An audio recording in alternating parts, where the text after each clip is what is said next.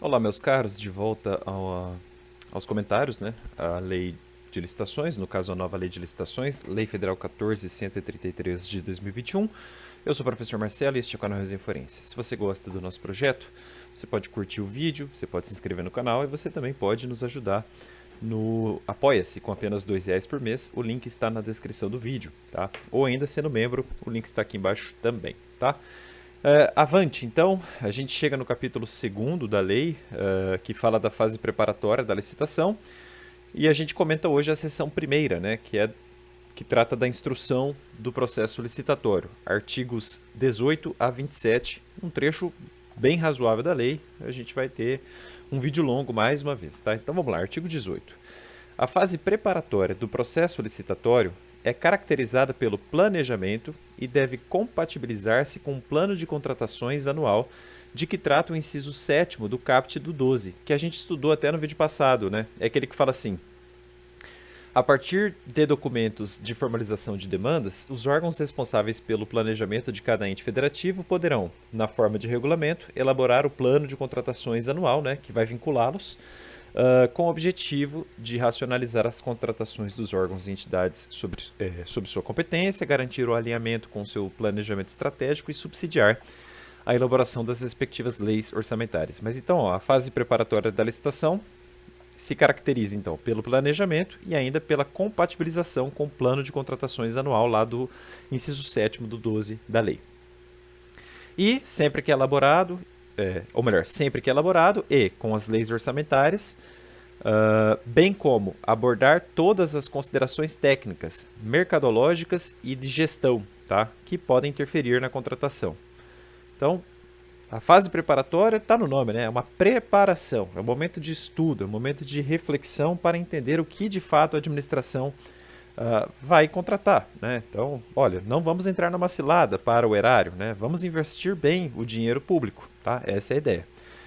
Compreendidos, né? Então, isso abarca o quê? Número 1. A descrição da necessidade da contratação, fundamentada em estudo técnico preliminar que caracterize o interesse público envolvido. Número 2. Definição do objeto para o atendimento da necessidade, por meio de termo de referência, anteprojeto, projeto básico ou projeto executivo, conforme o caso. Definições já dadas anteriormente pela lei. Número 3. Definição das condições de execução e pagamento, das garantias exigidas e ofertadas e das condições de recebimento. Então veja, uma preparação mesmo, né? Tudo bem pensado. Número 4. Orçamento estimado, claro, né? Vai gastar dinheiro, não é um despejar inoportuno ou irrefletido de dinheiro. É um dinheiro orçado em lei, né? Com as composições dos preços utilizados para sua formação. Número 5, elaboração do edital de licitação, claro, né? Tem que descambar num edital, se tiver licitação. Número 6, elaboração da minuta de contrato, quando necessária, que constará obrigatoriamente como anexo do edital de licitação, algo já famoso entre nós. Número 7. Regime de fornecimento de bens, de prestação de serviços ou de execução de obras e serviços de engenharia, observados os potenciais de economia de escala. Número 8. Modalidade da licitação, critério de julgamento, modo de disputa e a adequação e eficiência da forma de combinação desses parâmetros. Então é possível combiná-los, tá? Embora os tipos sejam puros, a lei deixa claro aqui, parece-me claro que a lei quer também possibilitar a mistura, né? Então um tipo com o outro e assim vai. Para os fins de seleção da proposta apta a gerar o resultado de contratação mais vantajoso para a administração, considerado todo o ciclo de vida do objeto. Número 9. Motivação circunstanciada das condições do edital, tais como justificativa de exigências de qualificação técnica, mediante indicação das parcelas de maior relevância técnica ou valor significativo do objeto, e de qualificação econômico-financeira, justificativa dos critérios de pontuação e julgamento das propostas técnicas, nas licitações com julgamento por melhor técnica ou técnica e preço, e justificativa das regras pertinentes à participação de empresas em consórcio. Número 10. Análise dos riscos que possam comprometer o sucesso da licitação e a boa execução contratual. Claro, né? Não entrar numa cilada, essa é a ideia. Número 11. Motivação sobre o momento de divulgação do orçamento da licitação, observado o artigo 24 da lei. O 24 é o que diz o seguinte: Desde que motivado, o orçamento estimado da contratação poderá ter caráter sigiloso, né? Acho que a gente já falou disso. Ou ainda vai falar, enfim. Sem prejuízo da divulgação do detalhamento dos quantitativos e das demais informações necessárias para a elaboração das propostas. E nesse caso, número 1, né, o sigilo não prevalecerá para os órgãos de controle interno e externo. Isso a gente já comentou sim. Avante. Parágrafo 1º. O estudo técnico preliminar a que se refere o inciso 1º do caput do artigo, que a gente acabou de ler.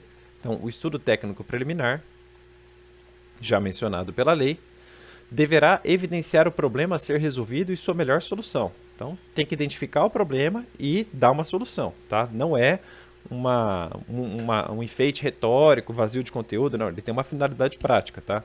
De modo a permitir a avaliação da viabilidade técnica e econômica da contratação. E conterá os seguintes elementos. Primeiro, descrição da necessidade da contratação, considerando o problema a ser resolvido sob a perspectiva do interesse público. 2. Demonstração da previsão de contratação no plano de contratações anual, sempre que elaborado, de modo a indicar seu alinhamento com o planejamento da administração.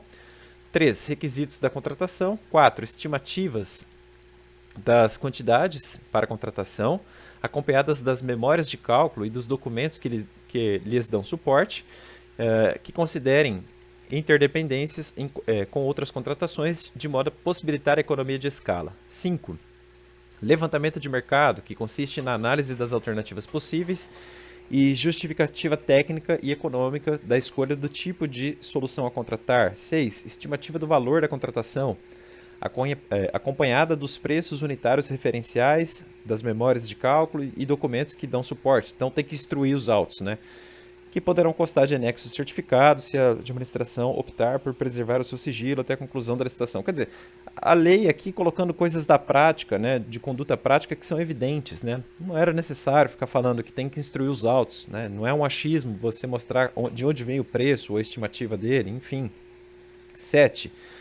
Descrição da solução como um todo, inclusive das exigências relacionadas à manutenção e assistência técnica, quando for o caso. 8. Justificativas para o parcelamento ou não da contratação.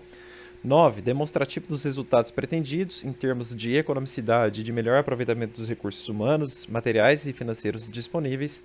10. Providências a serem adotadas pela administração previamente à celebração do contrato, inclusive quanto à capacitação de servidores ou de empregados para fiscalizar a gestão contratual. Número 11. Contratações correlatas e ou interdependentes, melhor dizendo.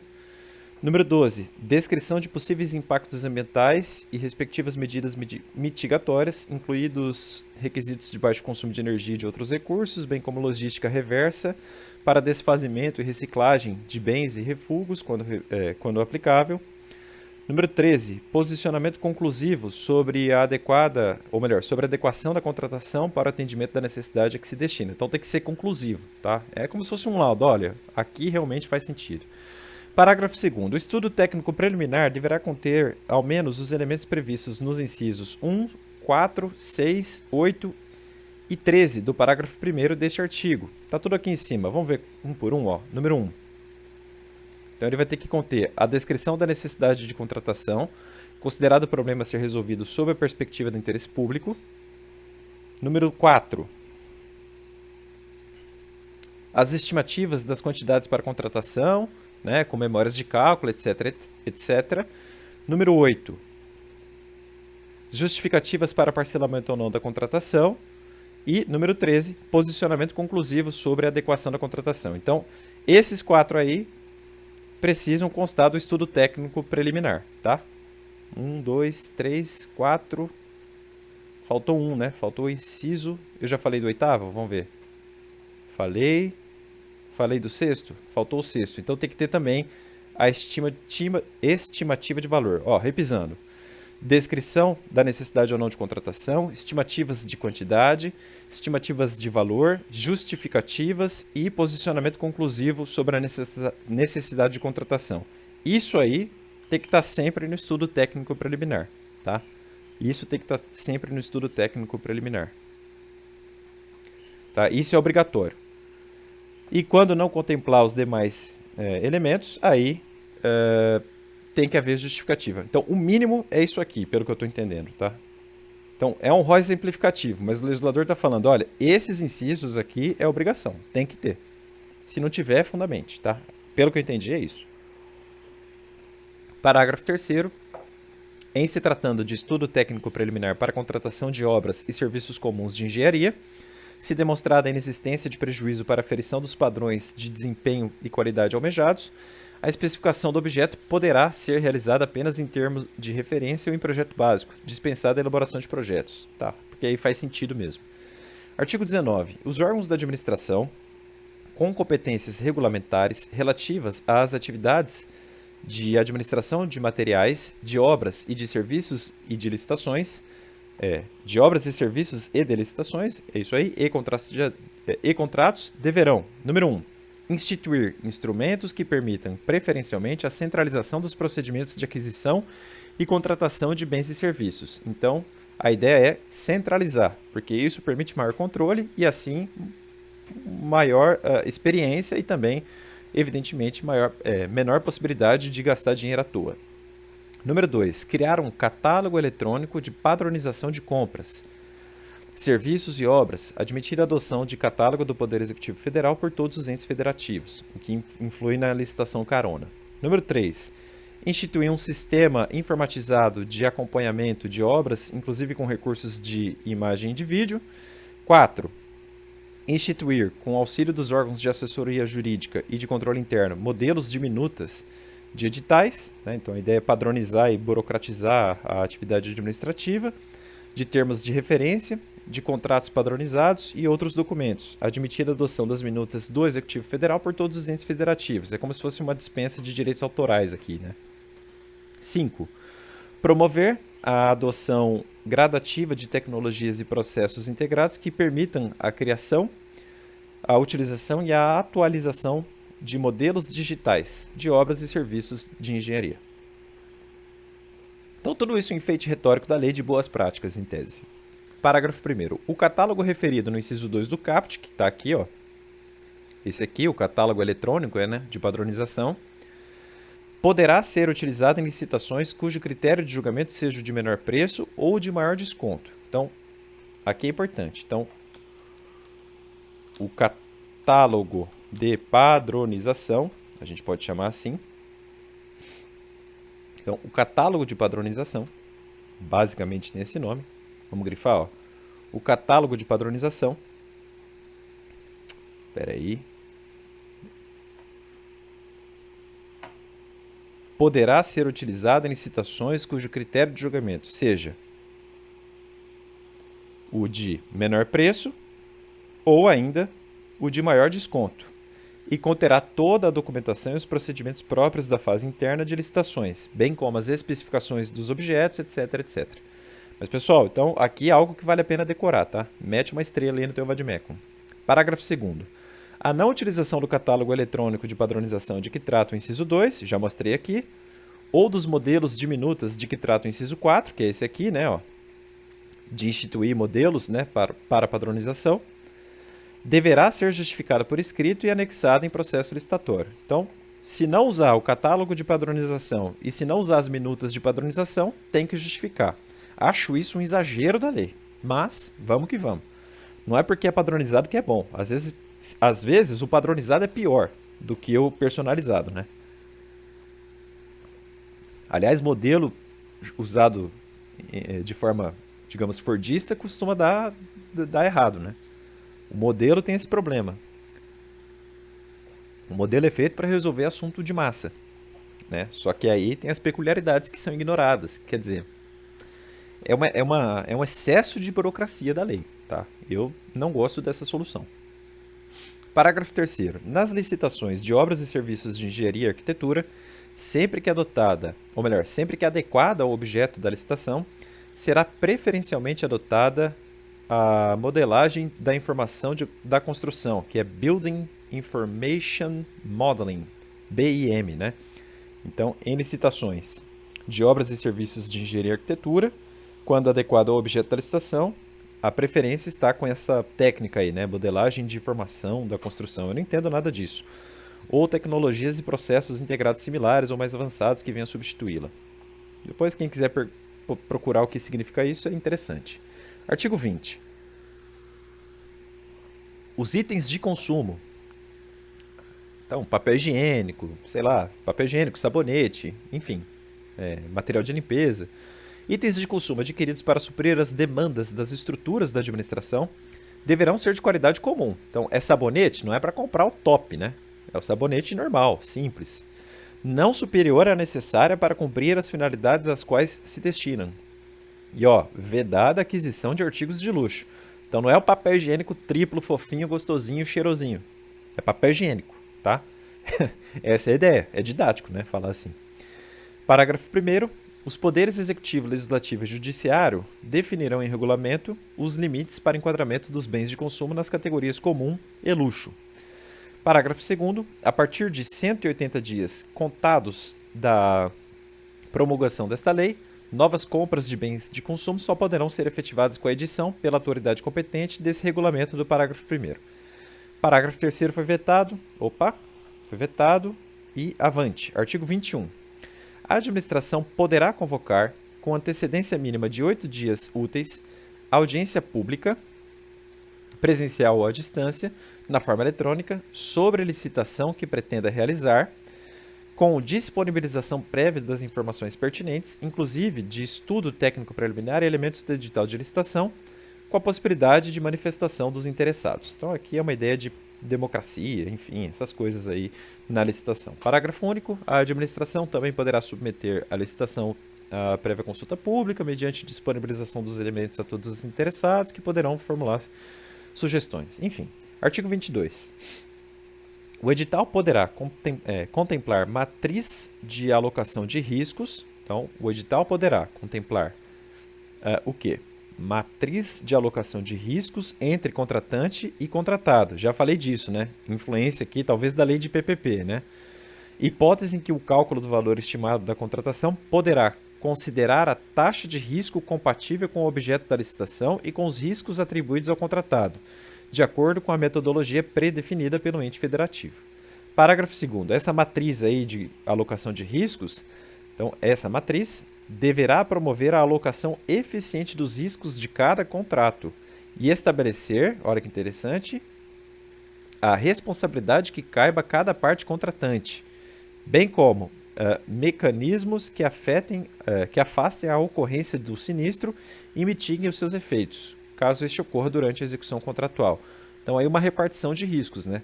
Muito interessante, um avanço da lei. Parágrafo 2º.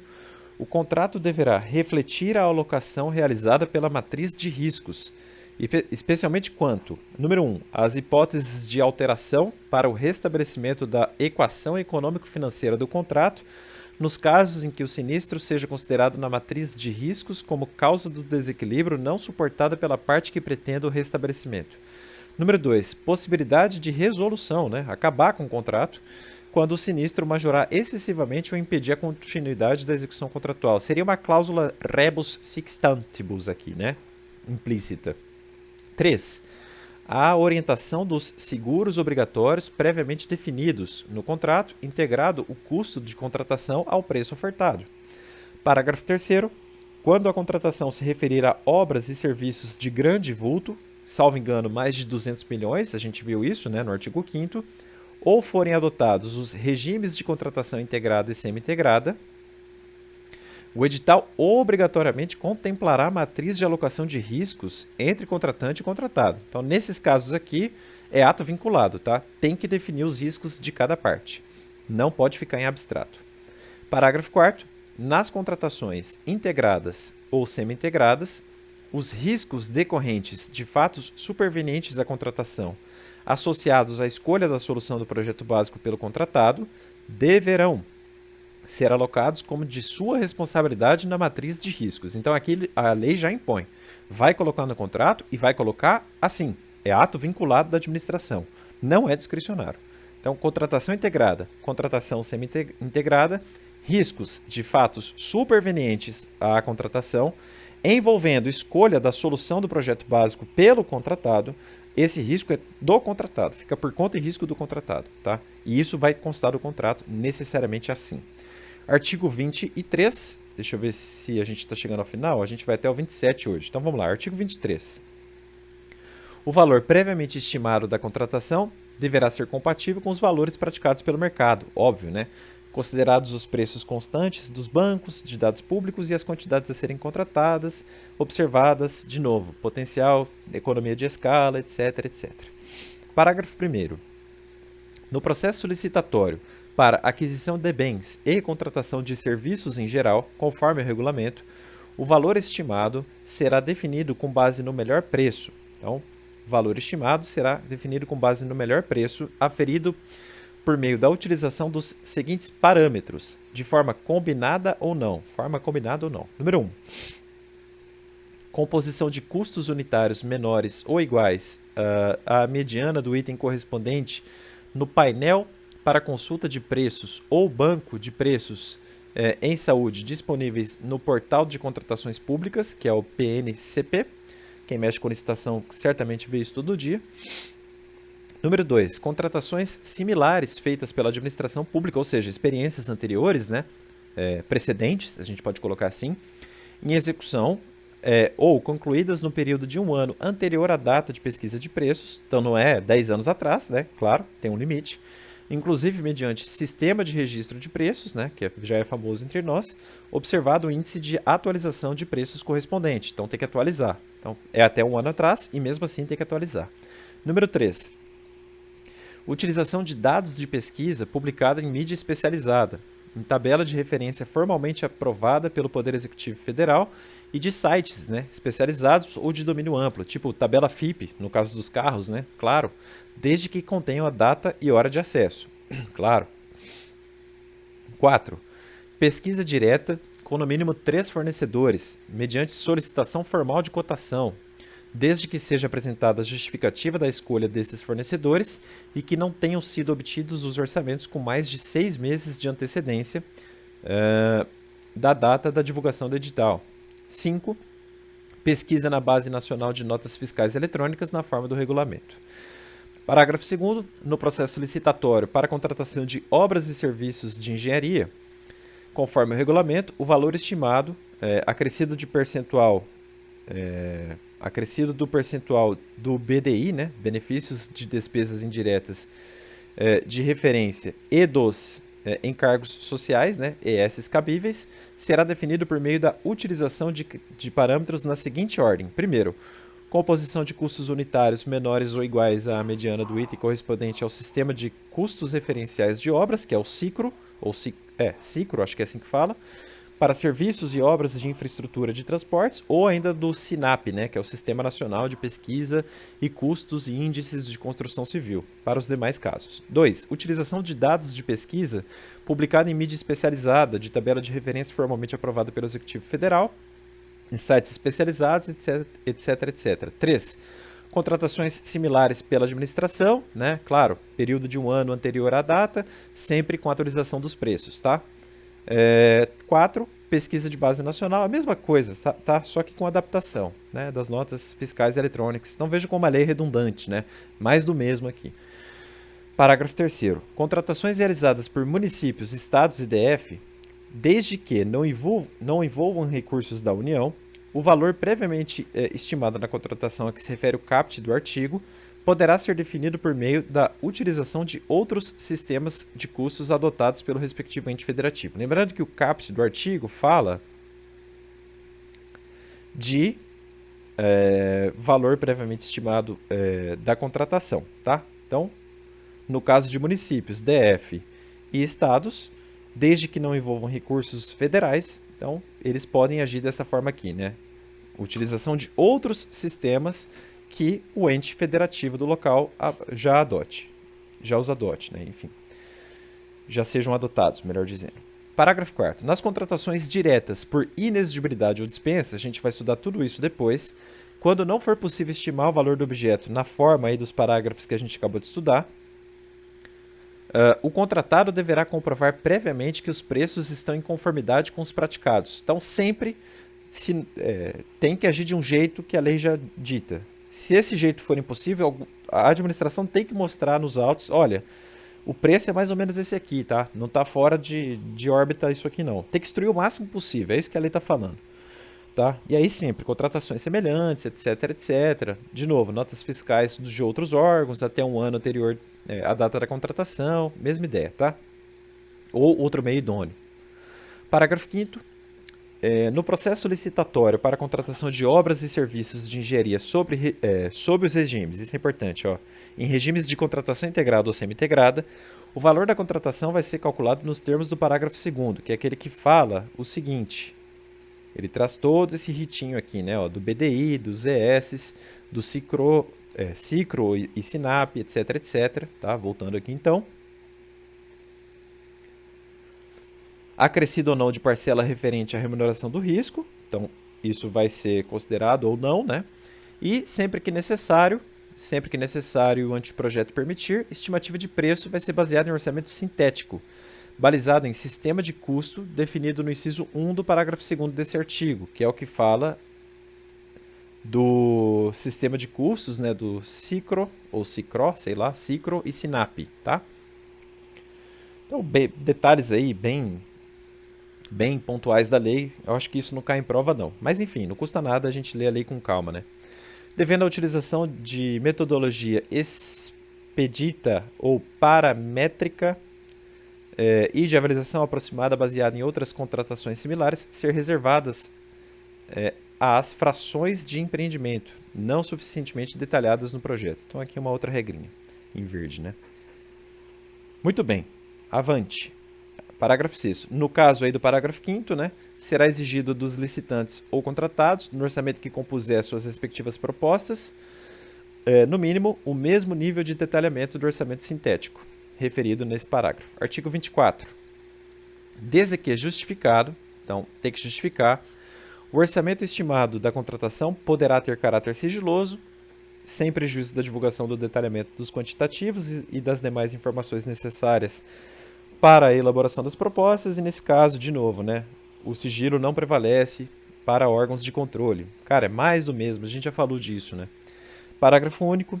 Na hipótese de licitação em que for adotado o critério de julgamento para maior desconto, por maior desconto, o preço estimado ou máximo aceitável constará do edital de licitação. Então, tem que ter um critério, né, para o qual você aplica o maior desconto, evidentemente.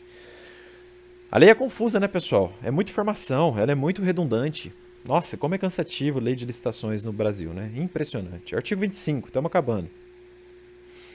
O edital deverá conter o objeto da licitação e as regras relativas à convocação, ao julgamento e habilitação, aos recursos e às penalidades da licitação, à fiscalização e à gestão do contrato, à entrega do objeto e às condições de pagamento. Então, o edital tem que ser claro. Parágrafo 1º. Sempre que o objeto permitir, a administração adotará minutas padronizadas de edital e de contrato com cláusulas uniformes, né, a padronização.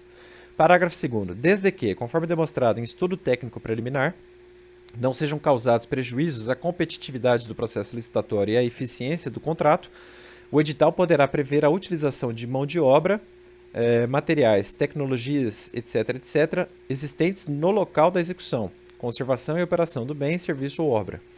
Parágrafo 3º. Todos os elementos do edital, incluídos minuta de contrato, termos de referência, anteprojeto, projetos e outros anexos, deverão ser divulgados em site oficial na mesma maneira, ou melhor, na mesma data de divulgação do edital, sem necessidade de registro ou identificação para acesso. Então, o edital tem que ser público, tá? Não é só gente privilegiada que vai ter acesso a ele em data oportuna. Parágrafo 4º.